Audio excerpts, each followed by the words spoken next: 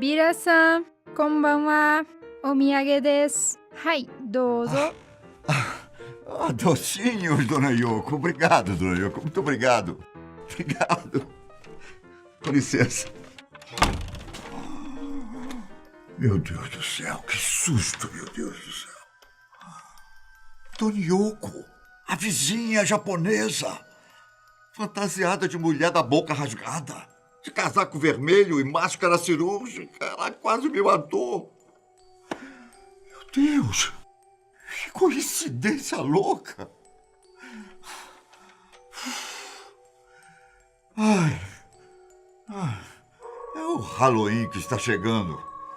Aí, ó, fantasias, doces ou travessuras. Isso aguarda aqueles que ainda não entenderam o real significado dessa data. Dia 31 de outubro. Eu até já consigo prever muitas pessoas se aproveitando desse dia para cometer crimes. Afinal, você só precisa de uma máscara. E sabe quem mais vai se aproveitar? Espíritos traiçoeiros. Criaturas que consideram esse momento como o mais fraco para quebrarem a barreira do nosso mundo com o deles. Hoje é Sexta do Medo e eu vou aproveitar para contar algumas histórias de terror que vão fazer você perder o sono. Aqui é o Bira. Vocês sabem.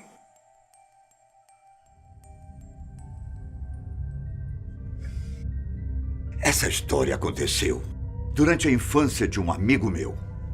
Logo depois dele ter se mudado com a família para o Canadá. Todos foram para uma grande casa na cidade de Mississauga. Só que eles não perceberam que a mudança terminou bem no dia 31 de outubro. As ruas estavam cheias de crianças pedindo doces, mas eles não estavam prontos para isso. Enquanto a diversão acontecia do lado de fora, eles desempacotaram diversas caixas da mudança. Já passava das 11h30 da noite quando todo mundo acabou e desceu para a sala para conversar sobre a vida nova. Mas meu amigo estava muito cansado e decidiu ir dormir. Logo, todos também foram. E foi aí que começou o problema. O silêncio tomou conta da casa e a escuridão cobriu os cômodos. Meu amigo acordou de repente, com um pressentimento de que talvez os pais estivessem esquecido de trancar a porta da casa. Mas era bobagem, não é? Eles não seriam descuidados dessa forma. Foi então que ele ouviu o que pareciam ser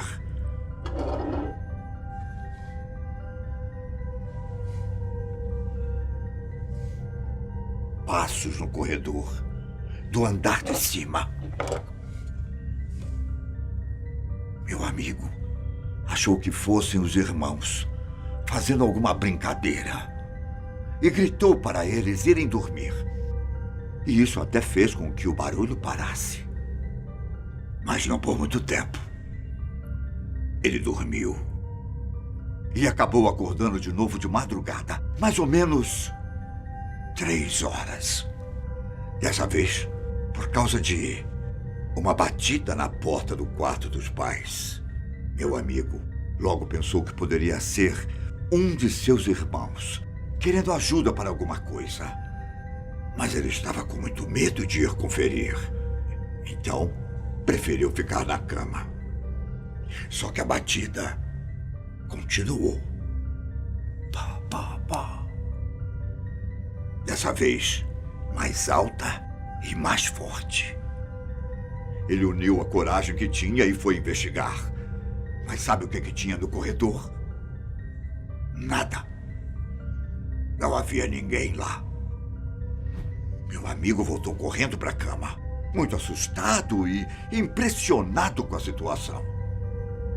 E ali, ele ficou por mais alguns minutos, de olhos abertos, sem conseguir dormir. Foi então que a porta do quarto dele abriu bem devagar, como se alguém a estivesse empurrando com calma. O menino suspeitou que fosse um dos seus irmãos e mandou quem quer que fosse deixá-lo em paz para ele voltar a dormir. Os passos pararam e quando ele virou para ver o quarto, lá estava uma figura bizarra, parado ao lado da cama. Uma figura com mais de 2 metros de altura. A força para gritar desapareceu. E a única coisa que ele conseguia fazer foi ficar parado, aterrorizado. Aquela sombra olhou direto para ele e disse: "Boo". Nesse momento, ele recobrou as forças e finalmente conseguiu gritar. Quase que imediatamente os pais dele apareceram no quarto e ligaram a luz. O problema é que não havia mais ninguém lá. E quando ele perguntou se algum deles havia escutado a batida na porta do quarto, os dois disseram que não. Na dúvida, tranque as portas no Dia das Bruxas. E, em hipótese alguma, levante para abrir e escutar alguma batida. Eu me lembro de outro caso. Esse é menos sobrenatural, mas continua sendo tão perturbador quanto a história do meu amigo. No dia 31 de outubro de 2005, uma mulher cometeu suicídio no estado americano de Delaware. Sabe como? Ela se enforcou na árvore que ficava em frente à casa dela. A mulher tinha 42 anos e provavelmente morava sozinha. Mas a questão aqui é que várias e várias pessoas que passaram pelo lugar para pedir doces viram o corpo dela pendurado na árvore. Mas todos acharam que era uma decoração de Halloween. Por causa disso, a polícia foi chamada apenas horas e horas depois, quando uma das pessoas que passou pela rua percebeu que o corpo era de verdade. Quase 10 anos depois, um caso parecido aconteceu no estado de Nova York. Um homem chamado Derek Warr não só matou a própria mãe com uma faca de cozinha, como também a decapitou. Um crime bárbaro que aconteceu logo antes do Halloween. Derek arrastou o corpo da mãe, Patrícia, para fora da casa e o deixou jogado na rua, com a cabeça a mais ou menos 1,5 metros de distância. Adivinha o que os vizinhos pensaram? Eles pensaram que era uma decoração do Dia das Bruxas. No final, Derek pulou na frente de um trem em movimento. Você percebe como coisas sinistras acontecem nessa época do ano? Tem uma outra história que eu quero te contar. Ela circula na internet há alguns anos e ninguém sabe dizer ao certo se é realmente verídica. Mas eu acho que vocês precisam conhecê-la. Talvez mais como um aviso. Ela começa com a visita de um garoto na casa do tio. E depois de um longo bate-papo, o homem mais velho lembra de uma história e pede para o sobrinho prometer que nunca vai se aproximar de uma antiga árvore da cidade. O menino não entendeu o porquê. Então o tio explicou que 100 anos antes, no Dia das Bruxas, um cara foi enforcado naquela árvore. E a partir desse dia, o espírito do cara se apoderou da árvore. O menino até tentou dizer que era conversa fiada, mas o homem estava muito sério. Até com um certo medo, eu diria. Ele disse que, quando era criança, criou um desafio com os amigos.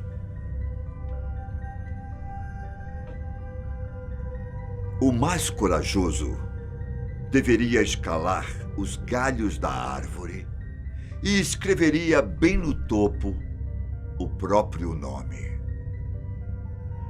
O menino chamado Henry decidiu ir primeiro.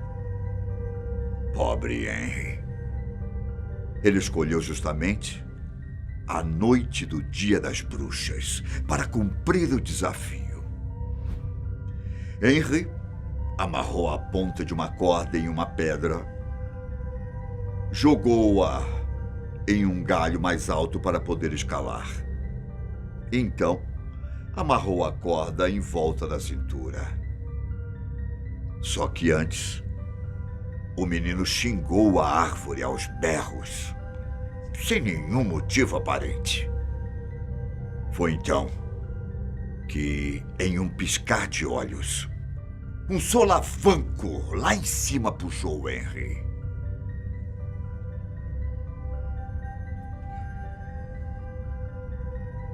Estava escuro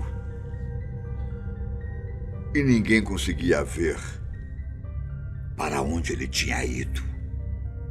Tão de repente quanto antes, barulhos estranhos foram ouvidos lá no topo da árvore, seguidos pelos berros de Henry, cheios de desespero e medo, como se um fantasma estivesse com ele.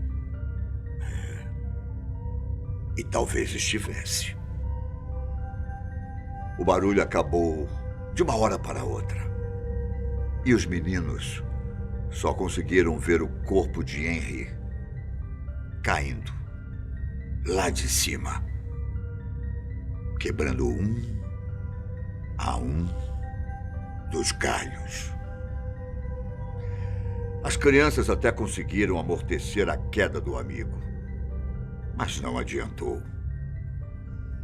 Henry caiu morto. No dia seguinte, o tal tio do menino fez a escalada para o topo da árvore para tentar descobrir respostas. Mas tudo o que ele encontrou no tronco foram os dizeres: "Aqui jaz Henry", seguidos pela data e hora da morte. O sobrinho logo pensou que fosse suicídio, mas o tio sabia que tinha sido um aviso da árvore para o amigo. Isso porque, quando ele subiu, o canivete para marcar a árvore não estava no bolso dele, mas sim comigo. A todos vocês, um feliz Dia das Bruxas.